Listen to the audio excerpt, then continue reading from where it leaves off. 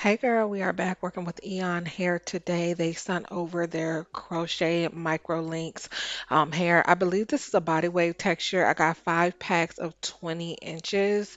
And as you can see, the quality of this hair is a very nice. It honestly reminds me of raw hair. It was very fine, but silky and smooth at the same time. As you can see, you do get these micro loops attached to it to really help crochet the hair within the braid very nice and neatly. I did braid my hair back. Well, at least I tried. I did 5 braids to the back. You can honestly do as many braids as you want or don't want to really achieve this style. I recommend at least 5 braids just to get the full look of this hair. But this hair was gorgeous. It took me about 3 packs to finish my whole head. And like I said, this process can be a bit tedious, but it's worth it in the end because the overall turned out just it's just so cute. And what I really like about this hair, it doesn't grow out very easily. It's not going to slide out very easily.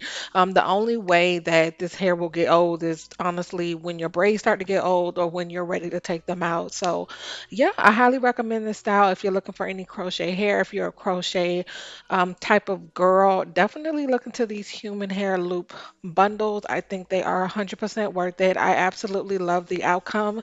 You guys are going to see me style it here today. Of course, all the information for this hair will be linked down below in the description box. So if you are interested, make sure you check out the description box, ask any questions down in the comments. And until next time, I'll see you later.